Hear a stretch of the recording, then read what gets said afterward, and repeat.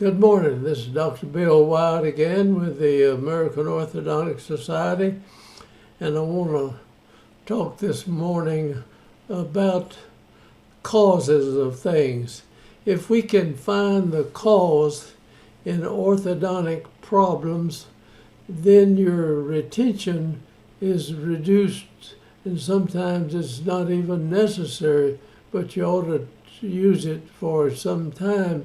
But if you never do find the cause, if you don't know why it got that way to start with, then you're going to have a lifelong type of retention, or else it's going to relapse on you because the cause is still there. And there may be more, in fact, frequently there are more than one cause for different things that are taking place in the mouth. And we're going to cover some of those today in these cases that we'll show or I'll tell you about. So let's go ahead and start looking at this particular case that I want to show you here. This is a thing that many people don't understand why something happens in the orthodontics. And if they don't understand why it took place, they usually will not get rid of the cause for the thing causing the trouble. So here we have a case with an impacted cuspids. They're impacted, and that's another whole section to this case. But what I want to deal with this morning now is impacted molars or wisdom teeth back here. And if you look carefully, you'll see this wisdom tooth forming over on the right side of the mouth, and it's already formed over on the left side of the mouth. And this tooth is angled at this angle right here. This one looks like it's developing at an angle like even sharper. Now we have a jaw joint or jaw coming down, the head of it comes up in here. This is the jaw, and we've got something growing in this angle right here. Now, my older son, I have two sons that are dentists, and the older one was off at school, and he called me up one day and said, "Dad, my front teeth don't go together. I could bite a sandwich and bite through my front teeth like this, and then I can't get my teeth to close together." And I said, "Well, come in and let me see what might be causing this to happen." And so he came in and we x-rayed him, and he had lower wisdom teeth that were in the corner of the jaw. And I'm going to just make a little white sheet here and kind of show that, like if this is the jaw coming something like this with your teeth and maybe going in here, and these teeth were touching at one time with your upper teeth, and they were in contact here. And then we had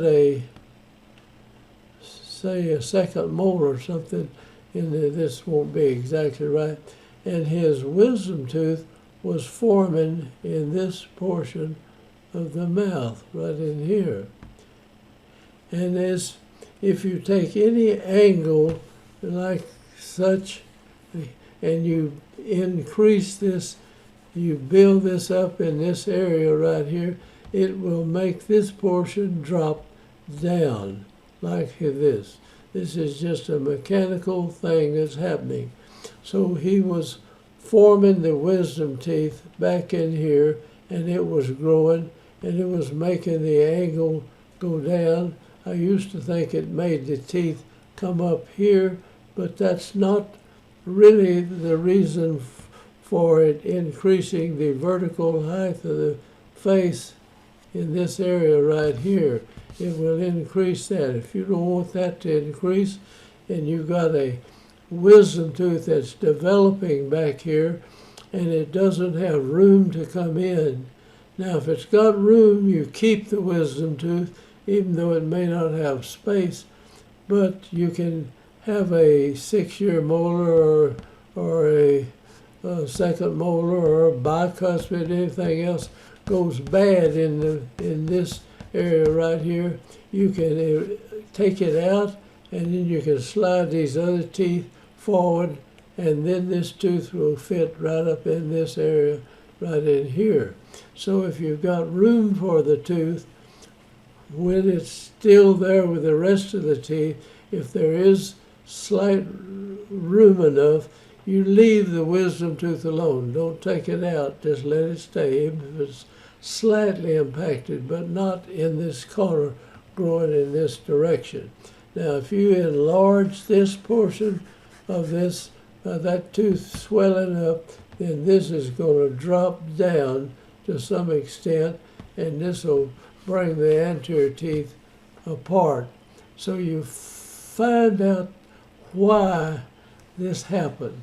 And now you come in other words, he did not have room for that tooth, and unless something went bad in the middle here, and it hadn't gone bad, and we didn't see any reason for extracting anything in this area of the mouth, so it would be better to take the wisdom tooth out. And that's what we did on him, and that's what we will do on this case that we're going to show here. Just see, I'm going to erase that or go on to the next deal. Now, there are a lot of things wrong in this particular case. I'm going to go back and go over it again here and show you other things that had causes, and there'll be more than one cause frequently in there. But this is an obvious thing wrong. Now, if this tooth set right up here, it gives us very little trouble. I don't see the formation of one over on the right side of the mouth, but there's definitely a wisdom tooth up here. You can leave it alone and it won't bother anything. And if it comes in and runs into tissue down here, then you can take it out. But it's not pushing these teeth ahead. But this one right here pushes on these in this direction. It swells up and it increases this angle, and this will drop the teeth out here in front, make this go down. And if that's not what you want, if that's interfering with it, this is your cause. You go in and eliminate the cause, then this will usually come back together again here. That's what happened in his case. So let's run through this. I think that may be what we did. This was a case that we did a whole slew of x-rays on it going through the case. So here it is with the wisdom teeth, and I'm going to show this is number 3, and this is number 12, and this was taken 9 of 05, and the other one was 10 of 02, so 3 years later, you see, in there, we took the x-ray. So somewhere as we went through this, we felt it necessary to get rid of these lower wisdom teeth, and so we took those teeth out, and now you've got a gap in here, and we've still got this upper wisdom tooth. It's not bothering us, so we leave it alone. It's possible if one of these teeth went bad, you could use this to fill in, or even a bicuspid, it doesn't matter. If any tooth along this way went out, you could take this tooth, slide everything forward, and use it. And this is something that is really not being taught properly in the orthodontic schools around over the country, and we would like to change that. So to be able to fill in with teeth, Now you can take an upper. We did one case where we had no lower tooth, but we lost a tooth down here, and we took the upper wisdom tooth and brought it down and planted it below. Dr. Spradley, an old surgeon, good friend of mine, did this, and we've got a video on it. And he put the bud down there and closed it in and gave it enough blood supply to survive and everything. And this tooth grew and filled in the gap. But that's way out of the way. Now this is, we have gotten rid of the cause for doing this, and so you can set this up and you can forget about it opening this bite in here in this area. It's not going to do it if you got it before this happened. In fact, you can go in and have this can be open and not coming in contact. You can eliminate these wisdom teeth back in here, and the case itself will just close down to a normal height. So this is something important to learn about orthodontics, and this is probably not taught in the orthodontic schools, but I don't know that they don't. There's some good, very good schools over the country, and we wish that they taught more adult orthodontics and more interceptive and preventive stuff in there. So let's go on and see. And that kind of is all we're going to cover in this particular thing. The cause, find the cause and get rid of it. Then your retention is it's easy.